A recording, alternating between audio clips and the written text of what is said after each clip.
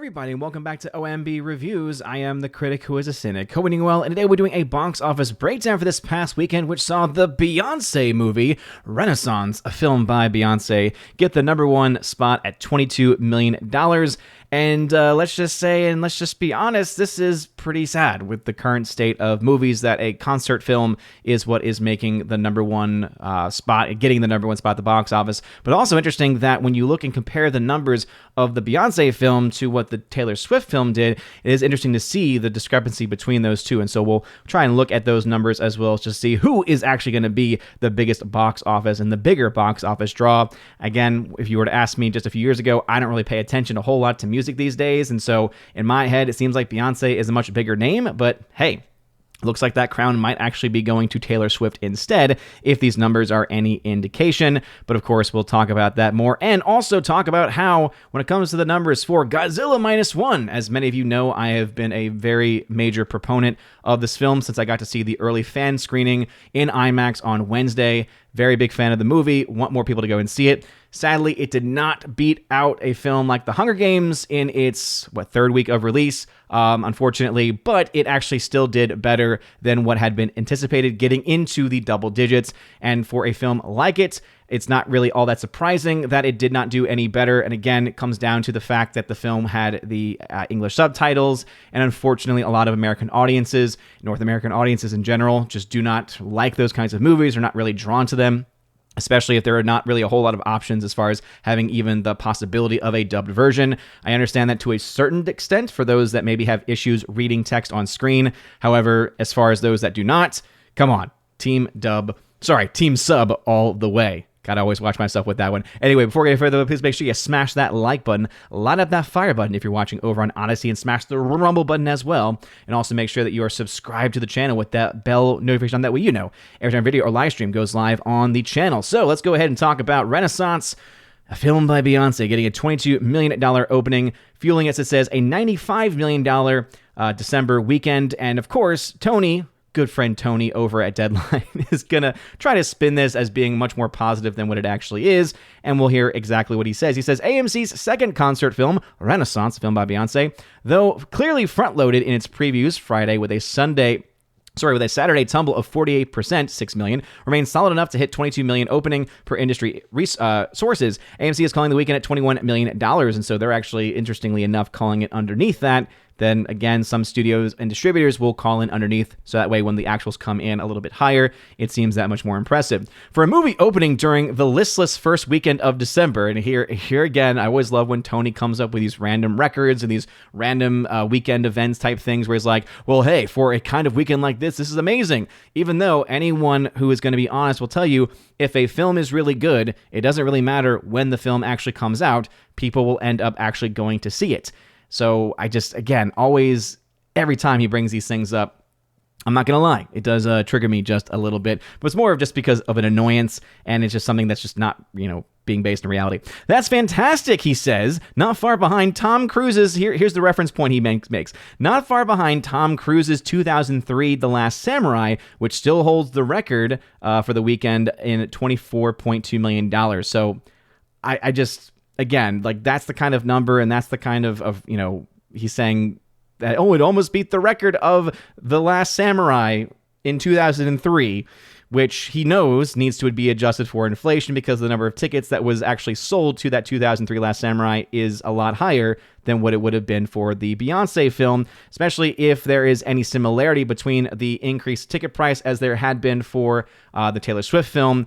But again, AMC is obviously very much in conjunction with and working with Beyonce and her people, so it's going to be interesting to see exactly where that money gets split, if it's going to be similar, if it's going to be the exact same, but also if there was any control over the ticket price amount as well. I'm sure there's more information about it, but hey, to be honest, and I'm sure many of you don't really care all that much about the Beyonce film. I do have to talk about it, though, as it is the number one film this weekend.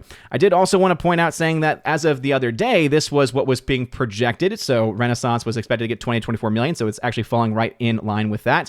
Hunger Games was expected to get $15.3 million. It came in underneath that amount of money, and Godzilla Minus One was projected to get $10 million, and it actually came in above that amount. We'll talk about Napoleon and Wish in a second, because we do have some second weekend numbers that really spell a lot of problems for both of the movies, much more so Wish than anything else.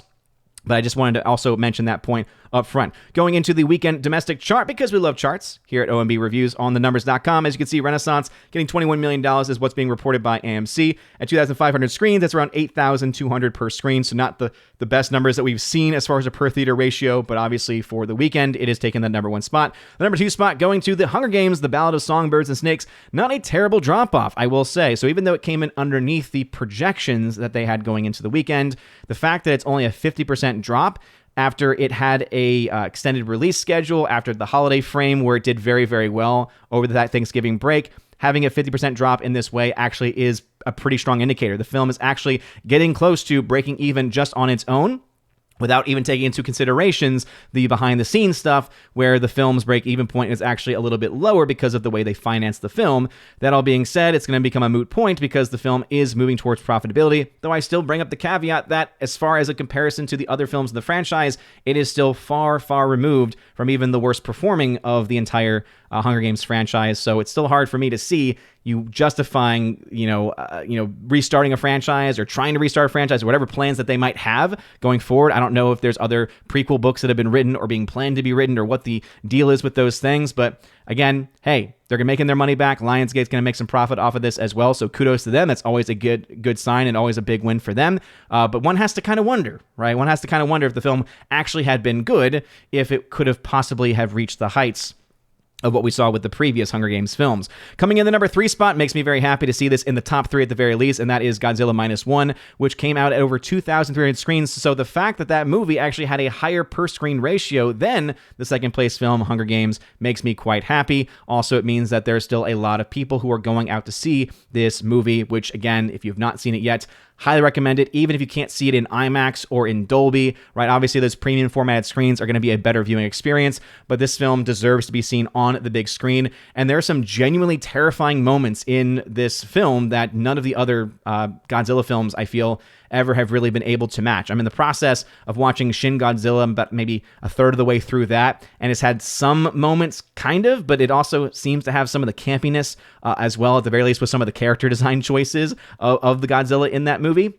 But with this movie, I can say, without a shadow of a doubt, it is just solid, it is fantastic, and one of the best films to come out this year. And as I said, I don't do this a whole lot, trying to push people to go see a film. I think the last time that I did it this much was probably when Dead Reckoning Part 1 came out, because I thought that was also one of the best films of the year. But Godzilla Minus One, go see the film, go support it. This film deserves your love and attention. And hey, it's going to tell the people of Toho, guess what? We like these kinds of movies. And even if you are going to be freaking out because of my social media post about the Monsterverse, if you're part of the cults that defends the Monsterverse no matter what, again, if you want to find out more about that, there are still people responding to a post that I put days and days ago at this point. Kind of insane that it's got as many impressions as it actually has. But I think we can all agree that this is the kind of Godzilla film that we want. This is the kind of Godzilla film that we deserve, and this is the kind of Godzilla film that will bring people out to the theater and should be the one that brings people out to the theater, because I think even if you like the Monsterverse films, you would have to say this is by far better than anything that has come out, especially over the last 20 years.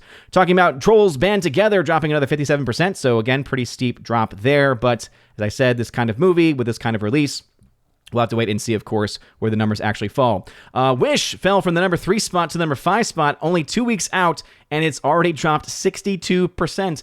Oh boy, look at that per theater ratio, $1,900 per screen, and it lost to a film in Japanese, a film with subtitles in its first week of release. I think that is still something worth mentioning. Not to only that, but also we were looking at these numbers yesterday on the Salty Saturday podcast stream with WW Pro, and one of the things that I noticed is that even though Wish is not as low as what Strange World was last year, it is nearer to Strange World than it is to Elemental. So we're talking about Wish maybe only getting to $150, maybe $200 million worldwide max, which is gotten a lot closer to the Strange World, which was, I think, just over $100 million worldwide. We'll do a comparison a little bit later.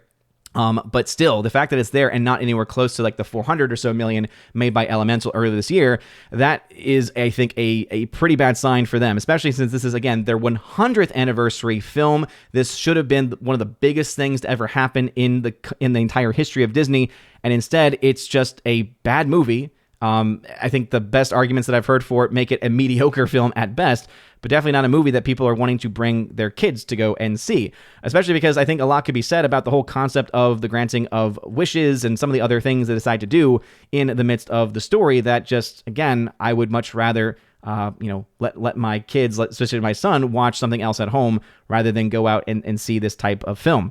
The number 6 box office, Napoleon, second week out as well, 65% drop, so a pretty massive drop for this film domestically. This film, again, performed a lot better in its opening weekend than had been anticipated, but this film also cost $200 million, and so it's just right now looking like it's losing some steam, and it's rather losing steam at a very bad part of its release. This is the kind of release, this is the weekend where you'd want to see a film hold a little bit better. We'll look at the international numbers in a bit, but right now, not looking all that great for Napoleon. A film called Animal came out. Don't know much about it. 700 screens there. Came in the number 7 spot. Very impressive as far as the per theater ratio is concerned. The Shift from Angel Studios came out, $4.3 million. Also, again, for the kind of movie that is from Angel Studios, a much smaller studio. Impressive there. We're not going to see the same kinds of numbers or anywhere close to the same kinds of numbers or the same type of reaction as we got to Sound of Freedom. I think Sound of Freedom was, for one, it was a film not made by them, but picked up by them. And so I think that the quality of that movie is just a lot higher than much of what Angel Studios puts out by themselves. And in addition to that, it also was about such a serious topic and subject matter that it motivated a lot of people to go out and support it. I still think people should go out and see The Shift. I plan on seeing this film hopefully sometime this week.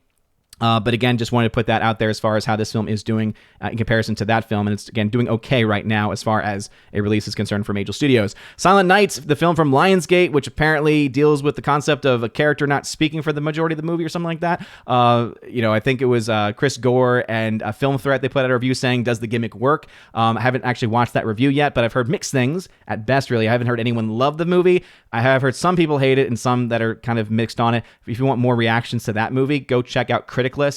It's an amazing alternative to Rotten Tomatoes with a very small but passionate community. And if you want to just get a lot of honest takes and honest reactions from both film aficionados, but then also just general audiences as well, it's pretty freaking fantastic. I talk about that site a lot. And the number 10 spot went to Thanksgiving, 63% drop there. No change in theaters. Again, Sony obviously saw that the film was doing quite well, and I think this has been one of the bigger drops that they've had. So, hey, they did pretty well for their first couple of weeks, and I think for the budget especially, more than justifies its release at this point in time. Going now, talking about the Renaissance film, look at the worldwide numbers there. Obviously, we look at this and we see $27.4 million worldwide. This is going to be a much more heavily domestic release, as Beyonce is just, again, much bigger name in the United States and North America than in any other part of the world. So I suspect that number will probably, and that shift or that split between the two will probably be pretty consistent. Whereas I think, if I remember correctly, the numbers for what we saw with the Taylor Swift film were a little bit more equal. Let me go ahead and see if I can actually pull that up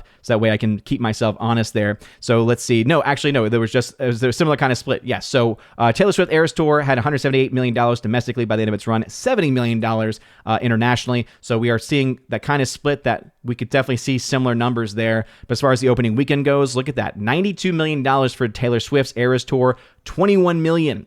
So Taylor Swift right now is queen. Slay, queen, slay. As far as the opening is concerned. Now, one thing, of course, that's interesting is that the Taylor Swift tour did have a more limited release in that it only had showings on Thursday through Sunday. So it was not on most of the weekdays, but it did have those Thursday showings. It was not completely a exclusive domestic release, or rather exclusive weekend release in that way. You could also see it had some random days, probably for holidays, that it got to show as well. So we'll see if the Renaissance film has any similar response, has any similar, as far as the releases is actually concerned. But right now, it's looking pretty good for Taylor Swift versus the Renaissance film. Doesn't mean, though, anything else, because remember, when it comes to these movies that are just, again, shot versions of their concerts, they don't cost a whole lot to actually, bring forward. Hunger Games, Battle of Songbirds and Snakes, $243 million worldwide. The break-even point for this film is roughly $250, and again, that would be a typical break-even, would be somewhere between $250 and $300. Right now, it's looking like it's going to hit the lower end of that break-even point. Based on how it's doing, I would not be surprised to see it get up to $300 million also.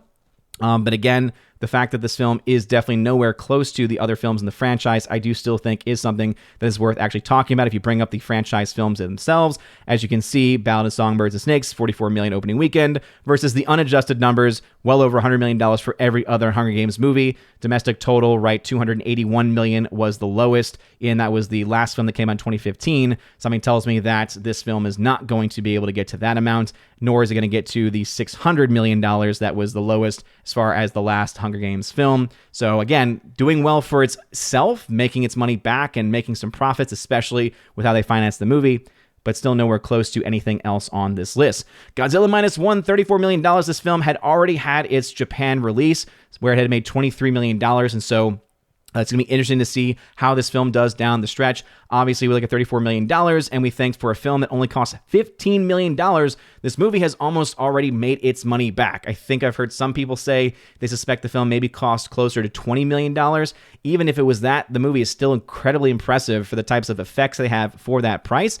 And also, it goes to show you that if you don't have the money for effects, but you do a lot with what you got, and then on top of that, you have a good story. And that's something that I think most of the other Godzilla films, especially in more recent years, have been missing, is a good story, or at the very least, a good human story, which takes up a large portion of the film.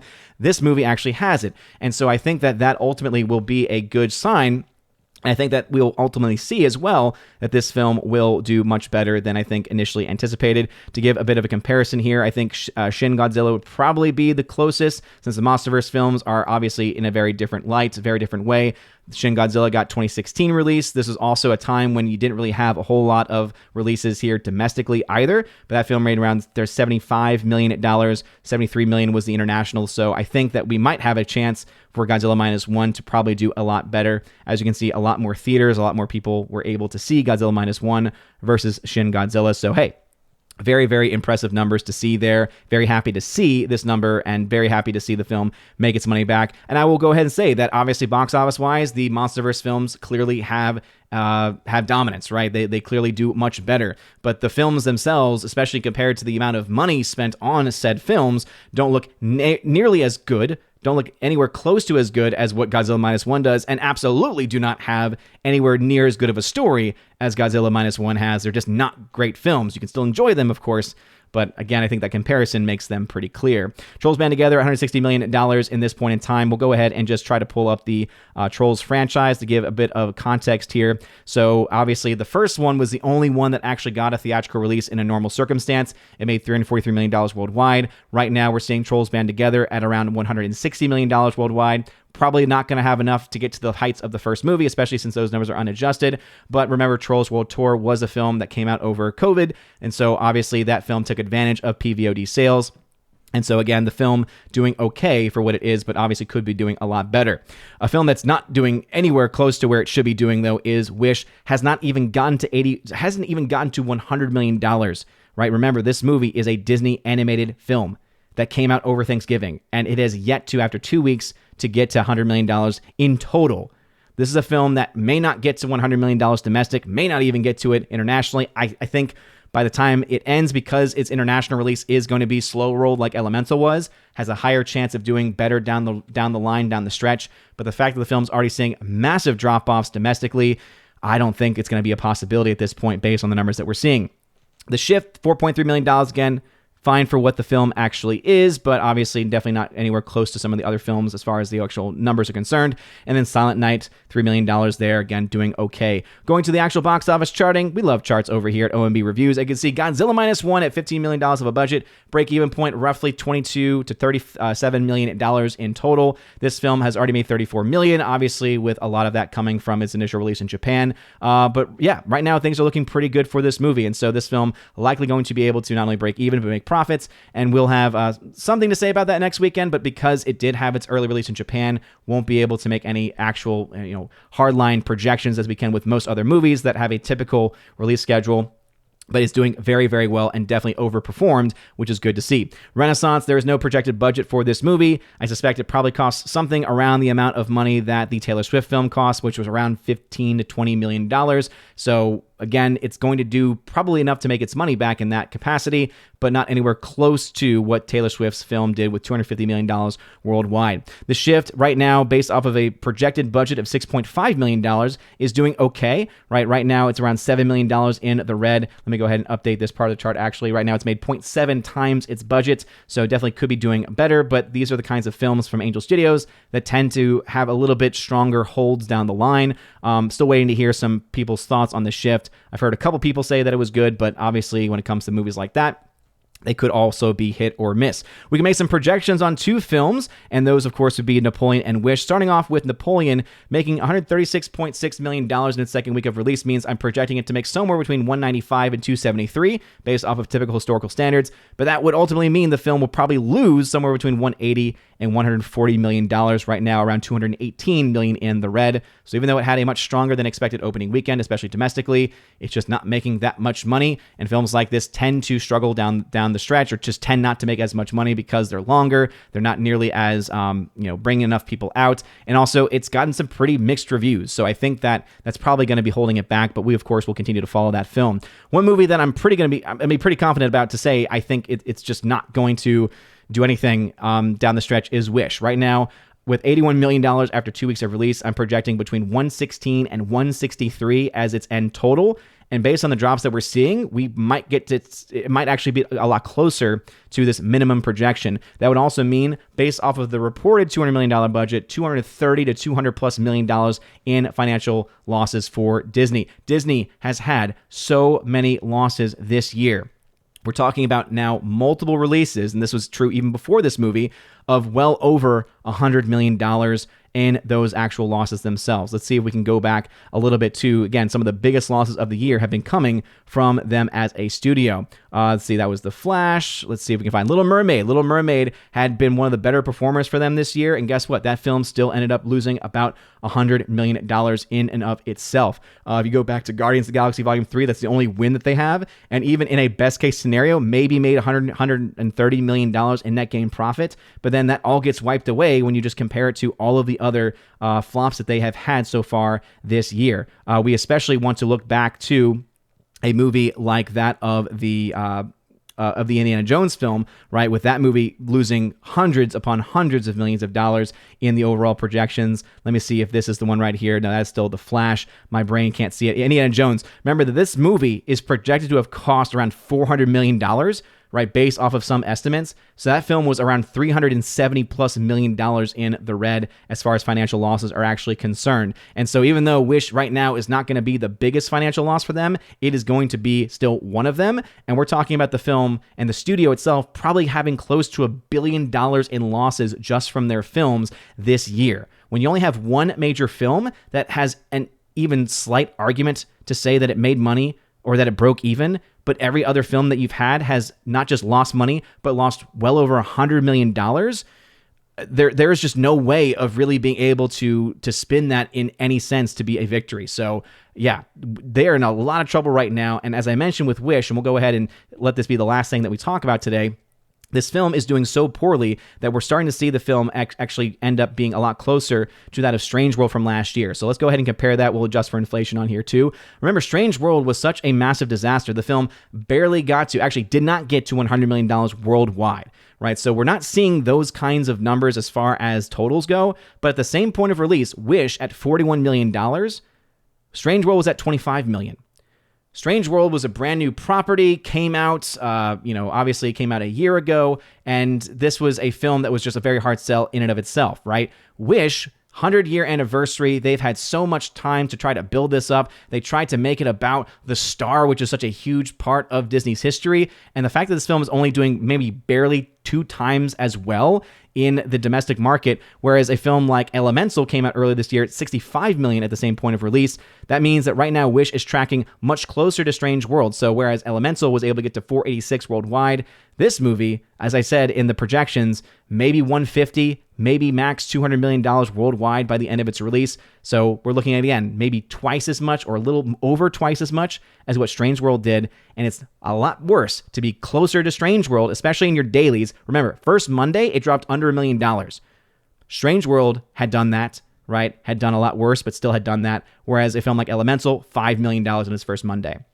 So right now, Wish is a complete and utter catastrophe. Disney is in complete disillusion. The fact that Bob Iger has come out to try to argue that the reason why some of these movies have not done well, like the Marvels, for instance, is because of no one being on set or not having enough people on set after all of the different names that you see listed at the end of that film, it is just the fact that he's trying to say that with any sense of seriousness and he expects people to believe him and that there are some people that might actually still buy that and be convinced by it.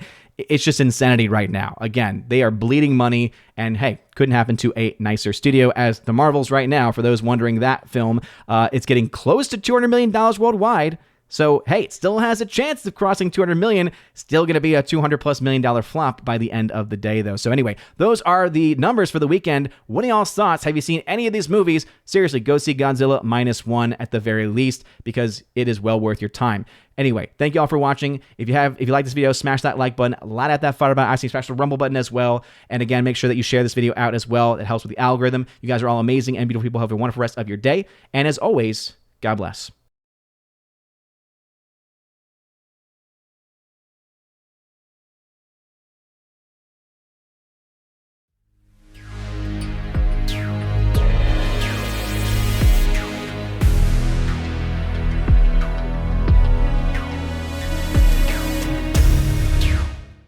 And now for a special shout out to all of my Chosen of Valhalla members for the month of November, starting off with Father Luca Illich, Rosetta Allen, check out her YouTube channel, the name Eagle Rider. Miss Martin Muses, check out her YouTube channel by the same name. Matt317, check out his Twitch channel. Laura, the Mother Major General Story. Sorry, didn't have enough spirit fingers there. Mr. Roy and ZK Man, who can check out over at xtheboundaries.co. If you want your name shouted out at the end of every live stream and video, check out the top link in the video description below. You get access to things like the giveaways channel, a podcast that I try to do every single month with a bunch of other awesome YouTubers, and a plethora of other content. So go ahead and check that out if you want more. You guys are all amazing and beautiful people. Hope you have a wonderful rest of your day. And as always, God bless.